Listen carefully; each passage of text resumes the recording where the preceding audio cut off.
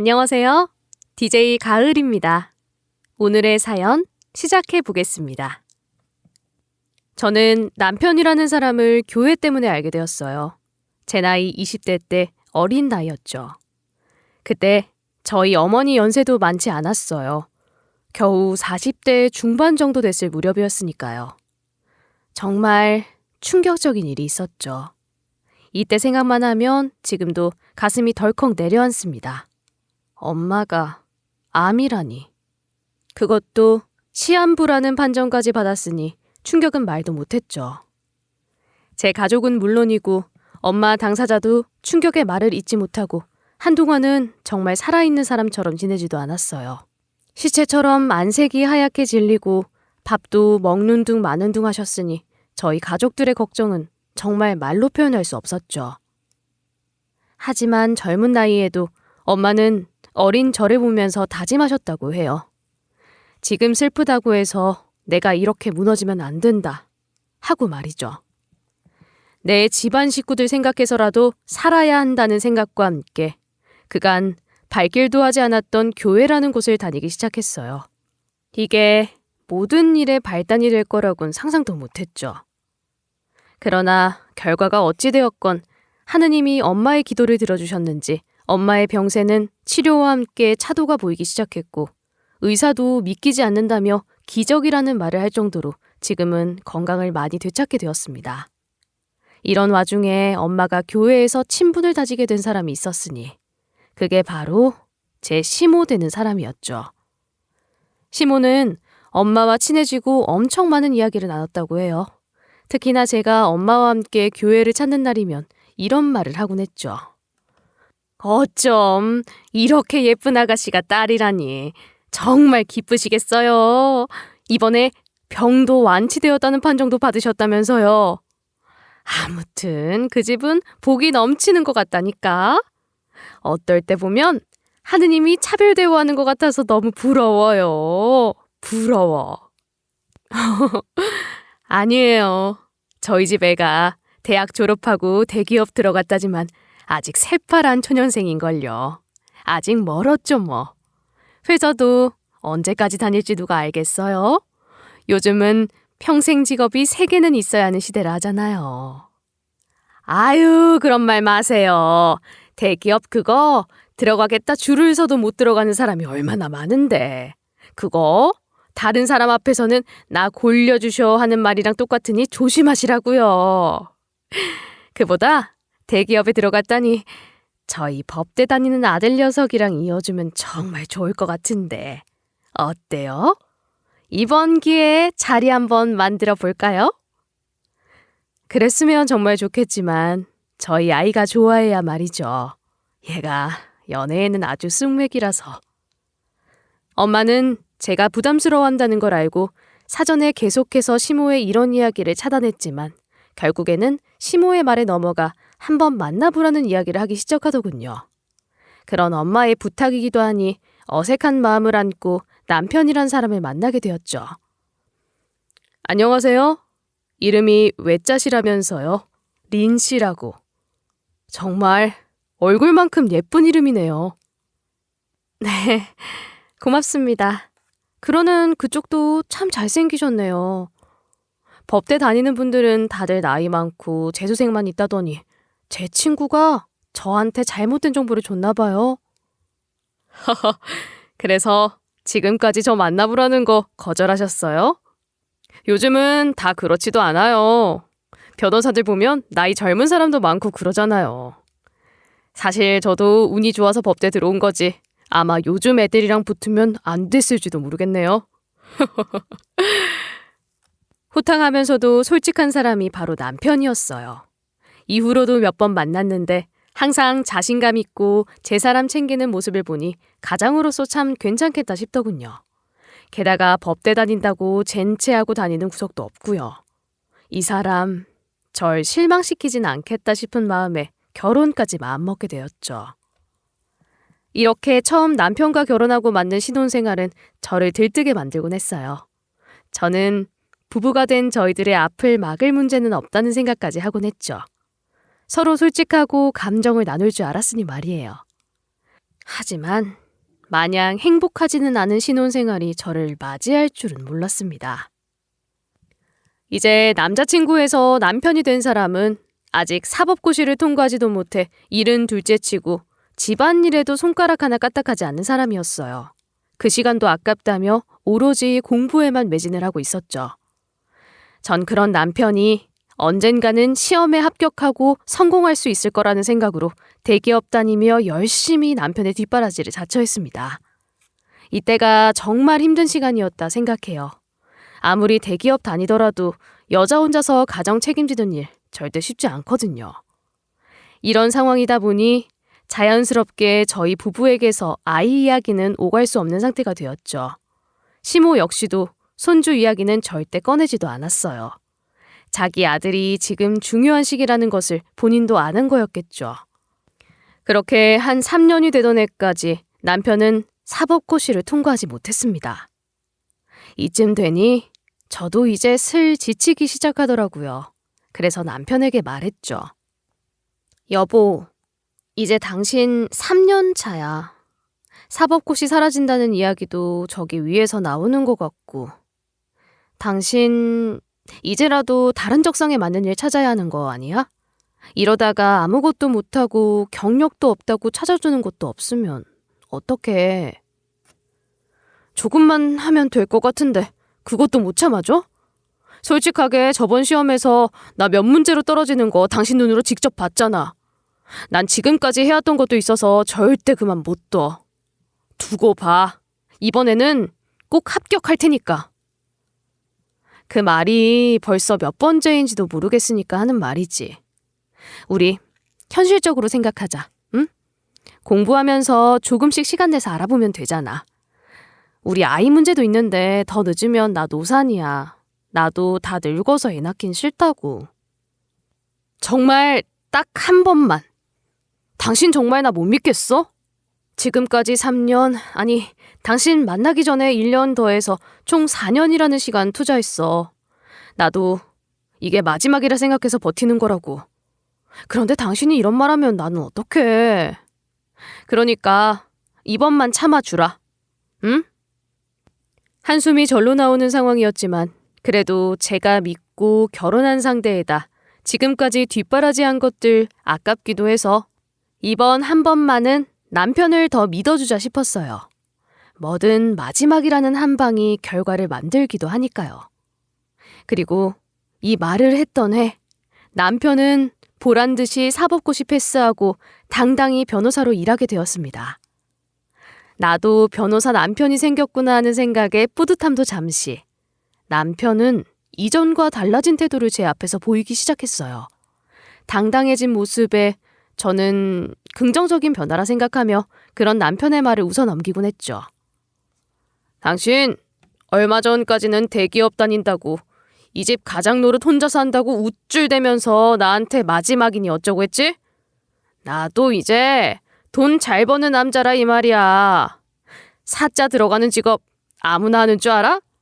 나니까 이렇게 당당히 합격해서 당신이랑 살아주는 거야. 당신이 이렇게 행복해하는 모습 보니까 나도 기분이 좋네. 그러면 이제 우리 미래 계획도 좀 세워보는 건 어때? 집이나 아이 문제 같은 거 말이야.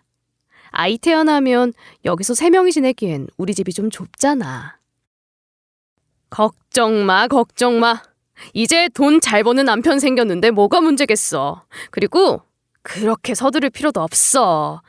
이젠 우리가 원하는 건 언제든지 할 수 있다고. 그러니 당신은 나를 좀 더 받들어 모셔야 할 필요가 있어. 당신 혼자 볼 때나 지금은 얼마나 차이 나냐? 어디 나 같은 남자 만나기 쉬운 줄 알아? 이런 남자 지금은 어디서도 못 구해 당신. 살짝 기고만장해진 것 같은 느낌이 드는 남편의 모습에 어이가 없긴 했죠. 지금까지 뒷바라지해준 내 정성은 어디로 가버렸는지 자기 잘난 맛에 빠진 모습이 영락없는 철없는 아이였으니 말이에요. 그래도 오랜 준비 끝에 꿈을 이룬 남편이니 이번만은 한번 지고 들어가자 싶어서 그런 남편의 말에 맞장구를 쳐주었습니다. 그래. 당신이 열심히 해서 이룬 꿈인데 지금 당장은 즐기는 것도 중요하지. 그래도 우리 미래는 꼼꼼히 세우고 준비해요. 응? 요즘 애 키우는데 한두 푼 들어가는 것도 아니잖아. 그놈의 애 이야기는 왜 자꾸 꺼내? 나도 이제 변호사 노릇 좀 하면서 돈 벌고 그동안 공부하느라 못 즐긴 여유도 좀 즐기고 살자. 당신이랑 신혼도 제대로 못 보냈는데 정말 애까지 낳아서 기르자 자꾸 이야기할 거야? 하지만 이런 변호사 남편이 생겼다고 해서 바로 여유 있는 생활이 되는 건 아니었어요. 제게 생활비를 바로 주진 않았거든요. 남편은 자기가 한 말처럼 여가가 있는 생활을 해야 한다며 버는 족족 자기 취미 생활에 돈을 다 쓰는 것 같았어요. 이런 모습에 가장이 맞나 싶다가도 그래, 뭐든 처음이 있고 변호사 일이 쉬운 것도 아니니 적응할 때까지는 자기가 번 돈으로 생활하고 가지고 싶은 거 가지고 그래야지. 나도 그랬으니까. 하며 속으로 생각하면서 일에 막 적응을 시작하는 남편이 기죽지 않도록 돈 관련 이야기는 꺼내지도 않았죠. 이게 훗날 무슨 일을 만들지는 상상도 못하고 말이에요. 아무튼 남편은 사법고시 통과한 이후로 들어간 로펌에서 열심히 일을 하기 시작했는데요. 솔직하게 이름도 한번 들어본 곳은 아니었지만 월급이 꽤나 높았기에 괜찮은 곳인가 보다 하고 생각하며 지냈어요. 첫 3개월은 돈을 가져오지 않던 남편이 1년 차가 된 지금은 매달 800만 원이라는 거금의 돈을 월급이라며 가져왔거든요. 속으로 이래서 어른들이 사달린 직업을 해야 한다 말하는 건가 싶은 생각도 들었죠. 너무 높은 임금에 조금은 의아한 기분이 들면서도 뭐 어때? 그래도 돈 못 벌어오는 다른 남편들보다는 훨씬 낫지 하며 다행이다 생각하며 지냈습니다. 그래서 저는 남편이 지금까지도 제대로 꺼내지 않는 아이 얘기지만 어쨌든 미래를 위해서라도 이 돈 알뜰하게 모아서 집도 옮기고 아이도 낳자 하는 생각이 들었죠. 저는 남편이 이렇게 돈을 벌기 시작하고 전문 직업을 가지면 행복해질 수 있을 거라 철저히 믿고 있었는데 이 행복이 이상한 곳에서 기울기 시작할 줄은. 왜냐하면 이렇게나 돈 잘 버는 남편의 행동이 너무 수상했으니 말이에요. 모든 일의 발단은 의외로 집에 있는 세탁기에서부터 시작되었어요. 저희 집에는 이사 올 때부터 가져온 낡은 세탁기가 하나 있거든요. 그게 아무래도 시댁에서 쓰던 걸 가지고 와서 그런 건지 아니면 너무 오래되어 안에 무슨 문제라도 생긴 건지 아무리 세탁물들을 불려보고 사전에 손빨래까지 해봤지만 세탁이 깔끔하게 되는 느낌이 없는 거예요. 그래서 남편한테 세탁기 이야기를 했는데 여보, 우리 세탁기 아무래도 새로 사야겠어. 왜? 드럼 세탁기랑 그 위에 올릴 건조기랑 함께. 요즘은 건조기라는 게 그렇게 요물이라고 하더라고. 여름같이 꿉꿉한 날씨에도 빨래 뽀송하게 말려준다고 내 친구들이 어찌나 자랑을 하던지. 멀쩡한 세탁기를 바꾸겠다고? 그리고 당신이 뭘 몰라서 그래. 세탁기는 원래 옛날처럼 통돌이가 더 빨래를 잘한다고. 게다가 여기 햇빛도 잘 들어오는데 뭐 건조기가 필요해. 그냥 지금 있는 거 그대로 쓰지. 아니야. 요즘 빨래하고 나면 이상하게 옷에서 꿉꿉한 냄새가 난단 말이야. 왜 오래된 나무가 습기 먹어서 나는 그런 거. 그걸 곰팡이 냄새라고 하나? 아무튼 아무리 햇볕에 말려도 찝찝해서 옷을 입을 수가 없어. 제가 이 말을 하자 남편은 바로 시모에게 전화를 거는 겁니다. 그리고 시모에게 지금 있었던 저희 대화를 말해주며 그래서 이거 세탁기를 바꿔야 해? 하고 남편이 물으니 건너편에서 엄청나게 큰 소리가 들리며 그 애 좀 바꿔봐라 라 말하는 시모의 목소리가 핸드폰 밖으로 새어나오더군요. 예, 너는 무슨 애가 절약정신이 그렇게 없어. 우리 집에서 사용했을 때 멀쩡하던 애가 뭐가 고장이나. 대기업 다니니까 뭐 세탁기 그거 우습게 바꾸고 그래도 될 것 같으니? 그게 다 낭비다 낭비. 그렇게 돈 낭비하고 살아서 나중에 애는 어떻게 키우려고 그래? 하지만 어머님, 이번에 세탁기 수리도 보내고 세탁기 전문 청소업체한테 맡겨도 봤는데 빨래에서 이상한 냄새가 나는 것 같은걸요. 게다가 청소업체 기사님도 세탁기 너무 오래 쓴 것 같다고 요즘 걸로 얼른 바꾸라 하셨고요. 전문가라고 하는 말들이 다 맞는 말인 줄 아니? 네가 대기업 다닌다고 너희 회사 상품들 다 모르듯이 그 사람들도 모르는 부분이 있는 거다. 오히려 나처럼 오래 산 사람의 지혜가 이럴 때는 더 빛나는 법이야. 아무튼 세탁기 바꾼다는 거 나는 반대다. 그래도 저랑 그이 버는 돈도 있는데 저희 이렇게 돈 아끼다가는 세금 폭탄 맞아요. 이번 기회에 세탁기 사면서 소비도 좀 하고 살아야지 절세도 하고 그러죠. 그리고 제가 지나오다 마트 전단지 보니까 내일까지 세탁기 할인 행사도 하더라고요. 그러니까 제가 이렇게 말하는 거 아니겠어요? 집에 오는 길에 있는 대형마트에서 초특가 할인이라며 세탁기랑 건조기 세트로 할인을 꽤 많이 하고 있더라고요. 요즘에는 그렇게 붙어 나온 제품이 많아서 가격도 한번 구경했는데 200만 원으로 나쁘지 않은 가격선이길래 꺼낸 이야기이기도 했습니다. 저는 다른 건 남편과 시모에 맞춘다 싶어도 이번만큼은 물러서고 싶지 않았죠. 어쨌든 이런 상황에 저는 못마땅한 표정을 하는 남편을 데리고 마트로 찾아갔고 제가 사려고 했던 모델을 남편에게 보여줬어요. 그러자 열심히 세탁기를 살피던 남편이 가격을 확인하고 큰 소리를 내기 시작하더군요. 당신은 지금 정신이 있어? 우리 형편에 이런 가격을 한 번에 덜컥 사는 게 말이 다 된다 생각해? 왜? 당신도 800 벌고 나도 600은 벌어오는데 당연히 살 수 있지. 그리고 이거 오히려 다른 모델들에 비해선 절반 가격밖에 안 하는 거야.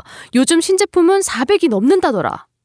이렇게 절약하는 아내라 사는 걸 감사하게 생각하라고.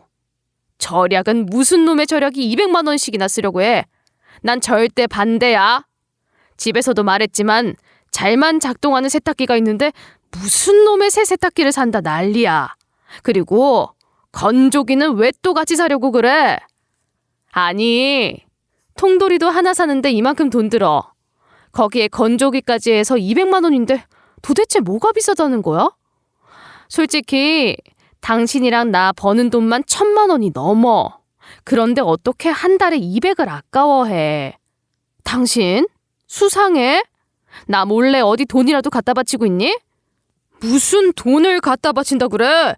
내 말은 이렇게 덜컥 200만 원 썼다가 우리 계획에 구멍이라도 생겨서 급하게 돈 필요하면 어쩔 거냐 이 말이야. 아, 됐어. 나 이거 절대로 살 거니까 말리지 마. 집에 있는 곰팡이 냄새 나는 세탁기 나는 이제 도저히 못 쓰겠으니까. 제가 이 정도로 말했으면 저는 남편도 알아들었어야 한다 생각합니다.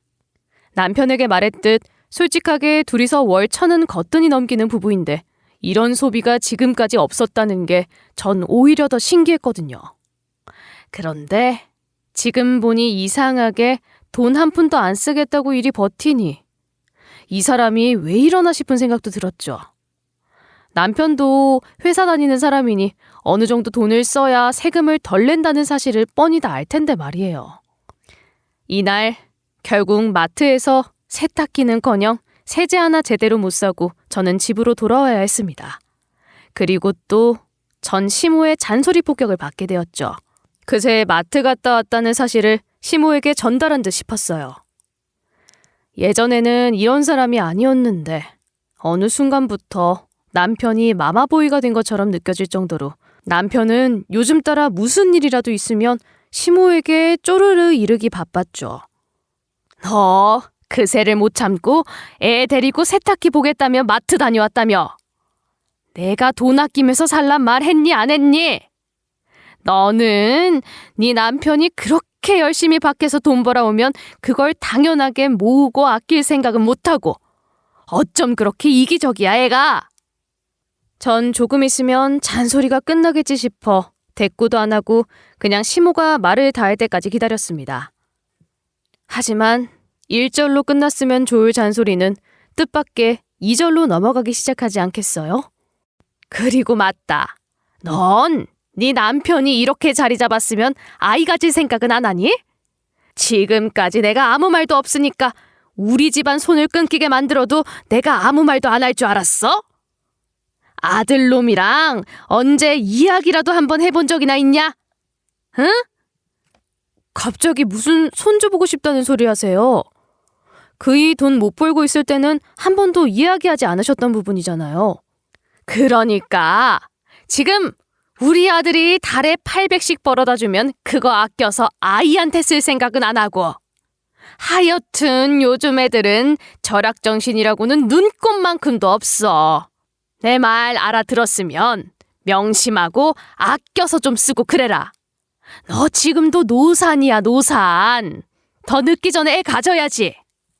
남편이 직장 가졌으니 진작에 애 가질 생각 안 했다며 저를 닥달하는 시모. 오히려 제대로 준비하려던 제 마음이 잔소리 한 번에 부글부글 끓으면서 이제 기가 막히더라고요.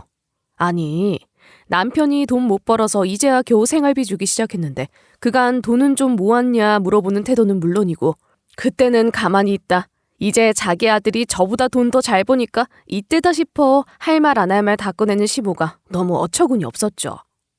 전 그런 시모와 남편의 태도에 너무 화가 나 저도 모르게 친정으로 향하게 됐습니다. 불쑥 찾아온 저 때문에 친정 식구들은 깜짝 놀라 무슨 일이냐 물었죠. 저는 그간의 일을 이야기해주며 속이 터져 죽겠다며 부모님 붙들고 설명하기 시작했어요. 아니, 지금까지 자기 아들 뒷바라지하면서 쓴 돈 생각도 안 하고 이제 와서 내가 오래된 세탁기 하나, 그것도 고작 200만 원 하는 그거 바꾸겠다고 하니까 나보고 경제관념도 없냐 하면서 뭐라 그러시잖아.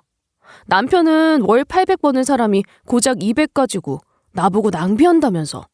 내가 화가 나겠어 안 나겠어. 정말? 사위가 너한테 그런 말을 했단 말이야? 게다가 사돈도. 어떻게 너한테 그럴 수가 있니? 교회에서는 그렇게 자기 아들 변호사라며 젠체는 다 하더니. 아무튼 방금은 또 뭐라고 하는 줄 알아? 나보고 지금 애 낳아도 노산이라고 언제 애 가질 거냐면서 막 그러더라고. 지금까지 나 고생할 때는 입 하나 뻥긋 안 하던 사람이 자기 아들 변호사 되자마자 나보고 돈 아껴 쓰라 잔소리에 이젠 임시까지 입에 담으니 내가 참다가 속이 갑갑해 죽겠다니까. 아무튼 사돈집에서 너한테 그렇게 말했단 말이지? 제 말을 심각하게 들으면서도 친정엄마는 곰곰이 뭔가 생각에 잠기신 것 같았죠. 그런 엄마의 태도에 잠시 울컥할 뻔했는데 이어진 엄마의 말에 이건 또 무슨 말인가 싶은 생각이 들었습니다. 아무래도 이상하네. 일단은 지금까지 사용한 생활비나 카드 지출 내역 같은 것들 있지? 그거 우선은 다 정리해두렴. 혹시 모르니까 말이야. 전 이런 엄마의 말에 고개가 갸우뚱 기울었지만 부모 말 들어서 나쁠 것 없다는 말처럼 그날 이후로는 집에서 사용한 돈들 모두 기입해서 가계부를 쓰기 시작했어요. 하지만 이렇게 친정에 가서 한껏 마음을 다 풀고 온다 한들 제 속에 있는 화가 가라앉지는 않았죠. 그리고 제가 친정에 다녀온 후로 말이죠. 남편은 저를 보면서 밥 먹을 때마다 이런 말하기 시작하는 거예요. 여자가 남자 일에 어디 숟가락 올리려 들어. 당신은 그냥 지금 다니는 회사나 똑바로 다니면서 살림이나 제대로 해. 돈은 내가 더 많이 벌어다 주고 있잖아. 거기다 여기에 이어 시모는 한술 더 뜨기 시작했죠. 얘야, 요즘 우리 애가 살이 쪽 빠진 것 같던데 어쩐 일이냐? 너 애 밥 제대로 해먹이지도 않아? 네 남편이 기가 좀 세한 것 같으면 보약이라도 한참 지어서 올릴 생각은 안 하고 너란 애는 목구멍에 그렇게 밥이 넘어가긴 해? 도대체 남편 알게를 어떻게 아는 거니? 집에서 그렇게 하라고 교육받았어? 그이가 뭐가 어때서 그러시는 거예요?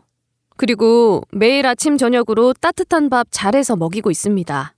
그이 변호사 되기 전에도 계속 그랬고요. 어머님, 이런 말하기 저도 정말 싫은데요. 저도 회사 다니는 사람이에요. 그이보다는 좀 적어도 주변 사람들보다는 돈 많이 벌고 다니는 고소득자이기도 하고요.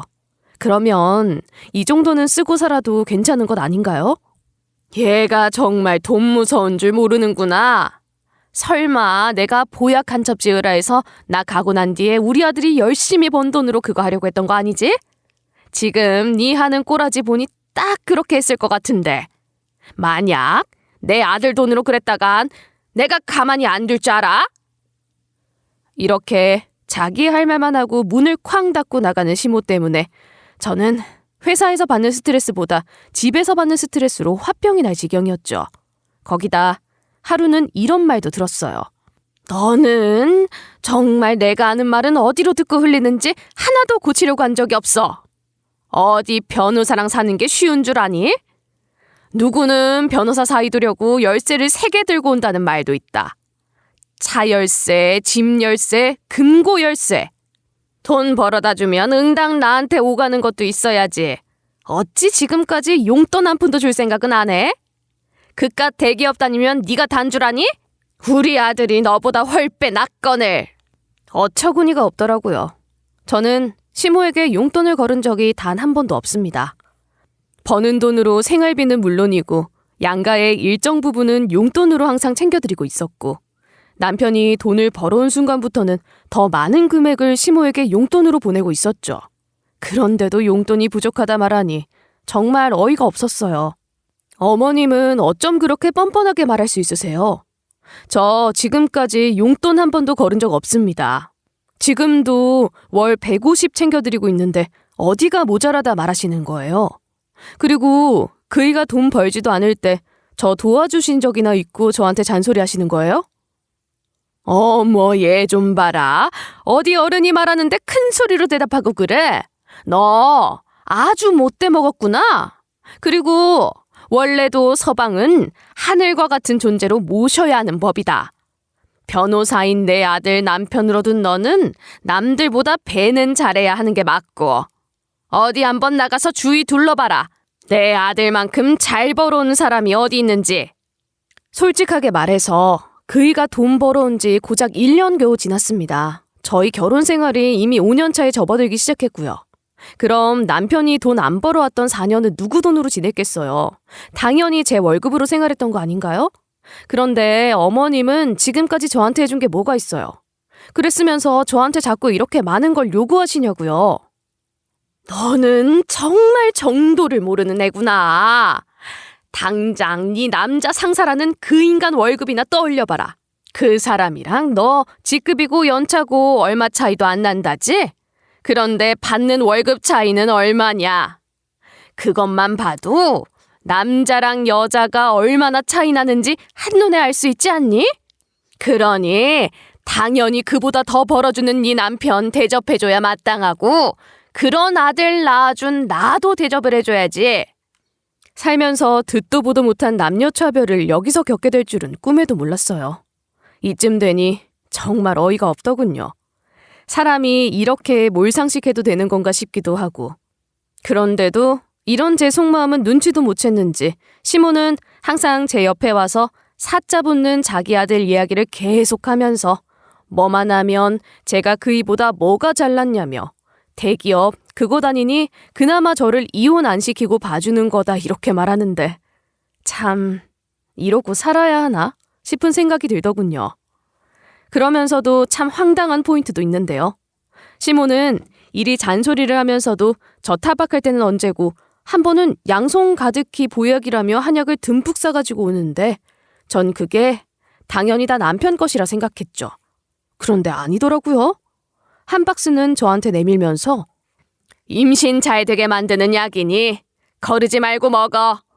올해 지나기 전에 좋은 소식 가져와야지. 하면서 아주 저희 아이 계획이 올해였다는 것처럼 확정짓고 말하더라고요. 정말 거짓말 안 보태고 이렇게 가져온 한약 때문에 냉장고 절반이 한약으로 가득 찰 정도였는데 잘해주고 싶은 건지 욕을 하고 싶은 건지 시모의 행동에 저도 오락가락할 지경이었습니다. 게다가 이렇게 가지고 올 거면 큰 냉장고로 바꾸겠다 했을 때 왜 또 세탁기 때처럼 반발을 하는지.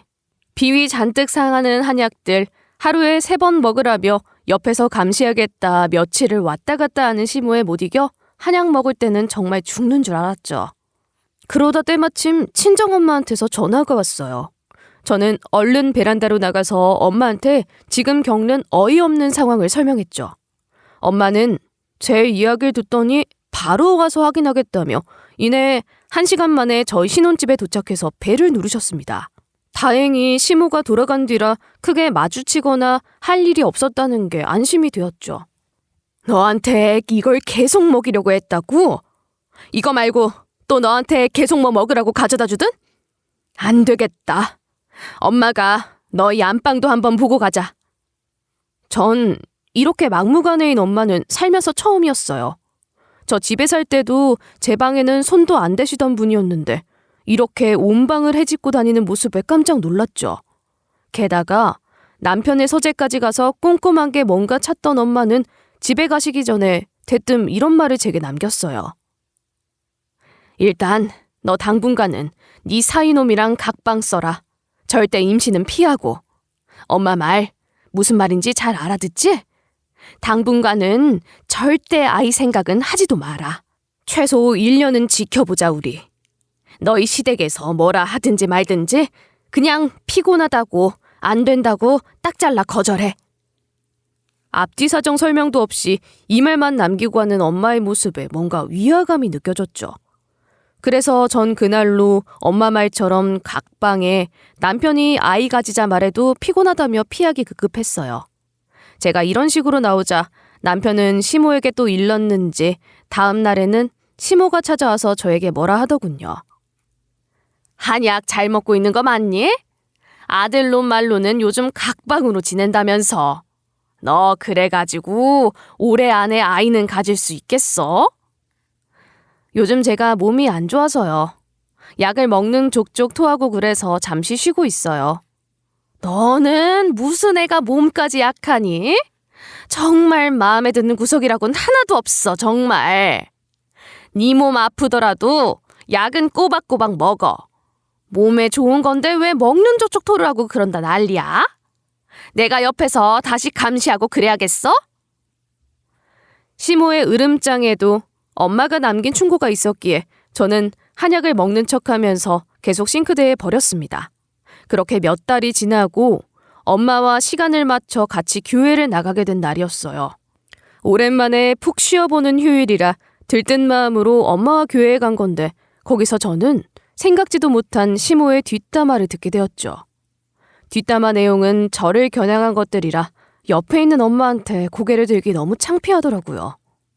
우리 며느리는 아주 땡 잡았지 뭐. 어디 변호사 남편 두기가 쉬워? 예전에야 대기업이다 뭐다 했지만 지금은 내 변호사 아들이 얼마나 아까운지. 걔 말이야. 처음에 우리 아들 시험 통과하기 전에는 자기가 대기업 다닌다며 아주 어깨가 태산만했다니까. 어머, 리니가? 걔가 그럴 애가 아닌데. 네가 잘못 오해하고 그런 거 아니고? 얘는 무슨 내가 거짓말쟁이야? 없는 말 지어내게. 요즘은 우리 아들이 버는 연봉이 얼마인지도 모르고 아주 시건방지다니까.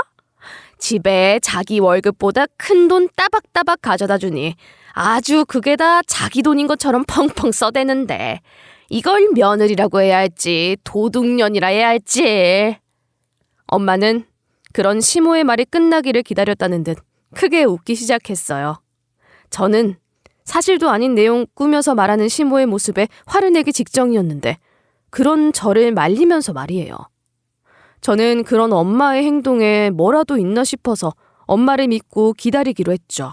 그러자 엄마는 제 손을 꼭 쥐면서 한벅 토닥여주곤 그대로 시모에게 걸어가기 시작했습니다. 시모도 이내 엄마와 절 발견했는지 잠시 움찔했지만 뒷담화할 때 우리가 교회에 들어온 사실을 몰랐던 것 같더군요. 모른 척하면서 반갑게 친정 엄마한테 인사를 건네는데 어찌나 가증스럽던지. 그래, 네 아들 그렇게 잘났다고? 내가 지금 잘못 알고 있나? 사위라는 놈이 그래서 밖에서 그러고 다녀? 나한테 속 시원하게 털어놔보지 그래.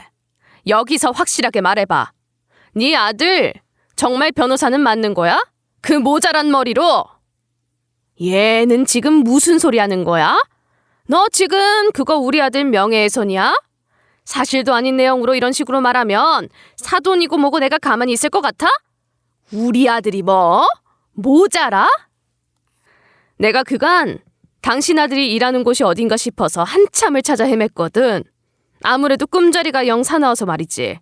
그래, 그 잘난 아들 회사가 도대체 어딘데? 내가 내 입으로 지금 말해볼까? 당신 아들 혹시 PC방 사장이라도 하니? 왜 그렇게 밤낮으로 PC방을 들락날락거려? 엄마의 말에 시모는 얼굴이 하얗게 질리면서 아무 말도 못하고 그 자리에서 벌벌 떨기 시작하더군요. 그래도 엄마는 그런 시모의 상태를 무시하고 말을 이어가셨죠. 내 딸은 말이야. 자기가 힘들어도 꾹 참고 견디는 애야. 나 아플 때도 부모님 힘들다며 직접 번 돈으로 등록금 마련하던 그런 자식이라고.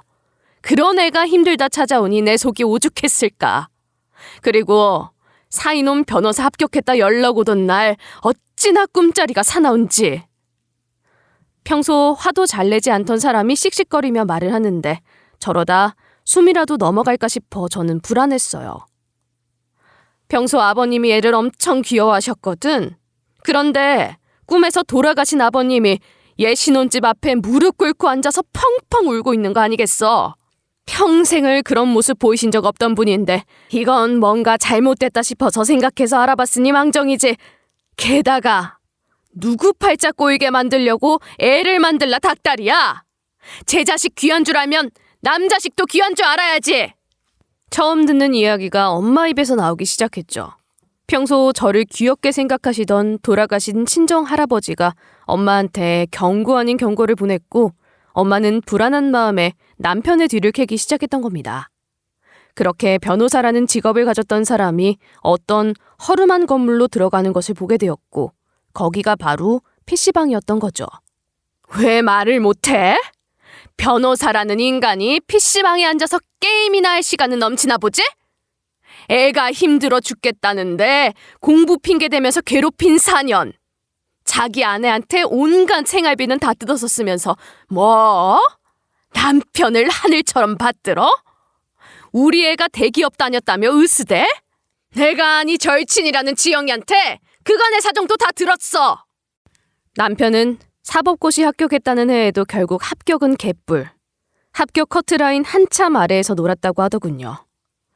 저한테 또 하소연을 하려고 했겠지만 이제 변호사 되는 방법도 바뀐다. 한창 TV에서 떠들 때라 더 이상 지원을 못 해준다는 말만 들을까 불안해 말도 못 꺼냈던 겁니다.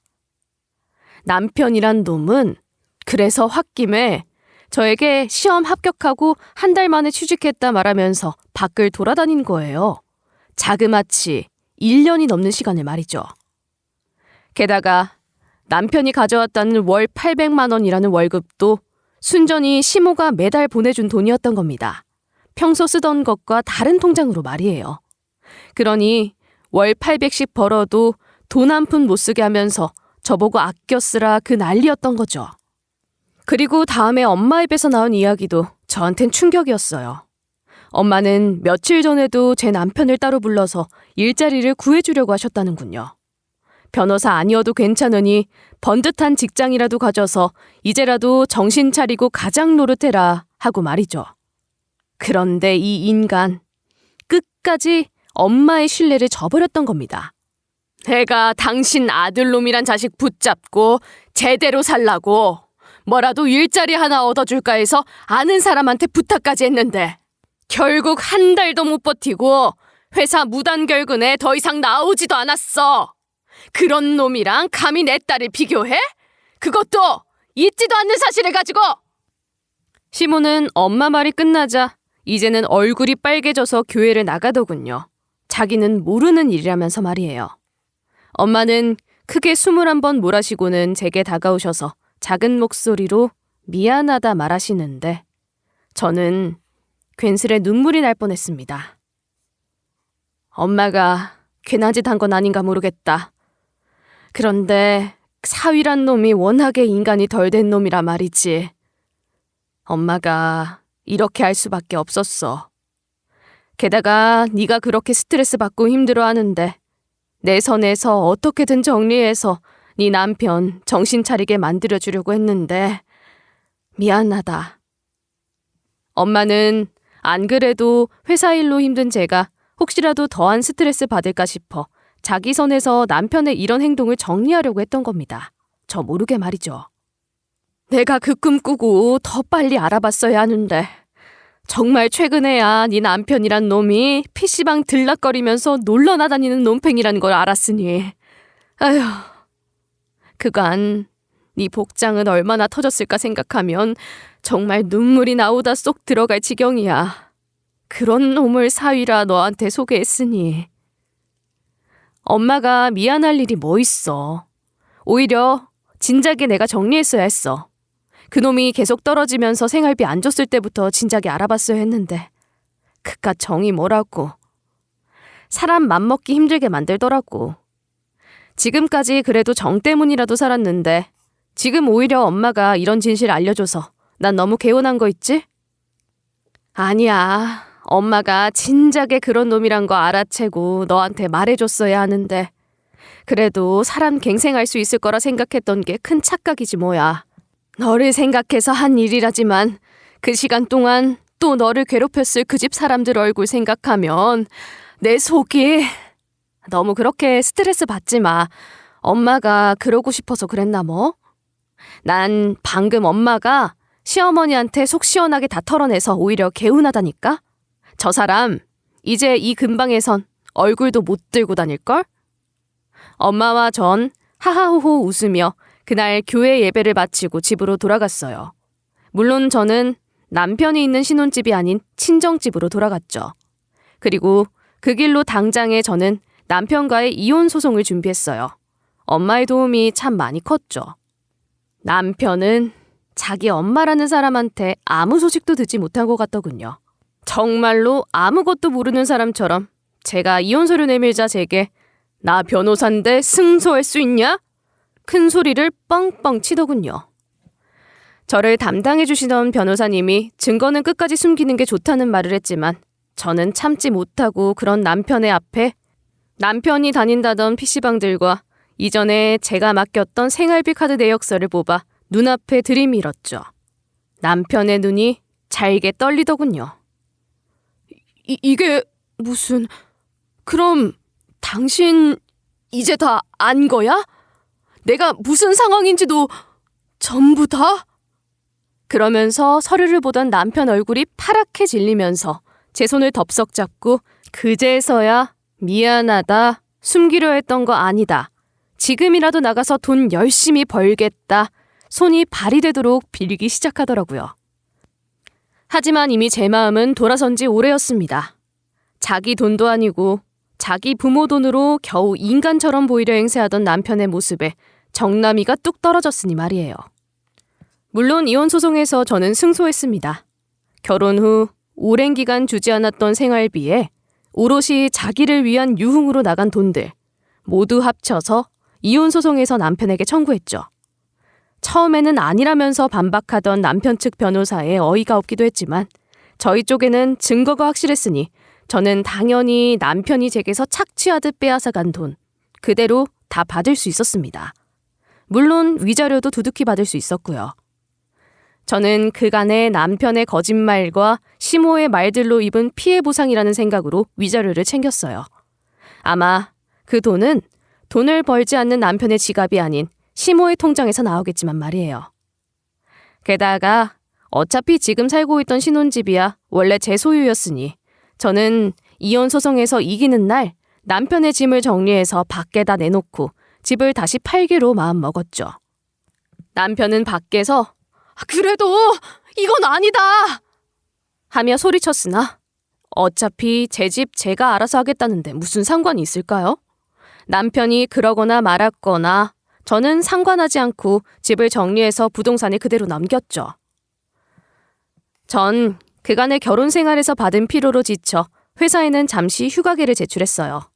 전 남편 뒷바라지에 제대로 쉬어본 적도 없었으니 이 기회에 푹 쉬고 다시 열심히 노력하자 싶었죠. 게다가 그동안 소홀히 했던 부모님과 외국 효도 관광을 다녀왔는데 너무 즐거웠습니다. 그래도 차곡차곡 모아둔 돈이 제법 있긴 해서 다행이다 생각하고 있어요.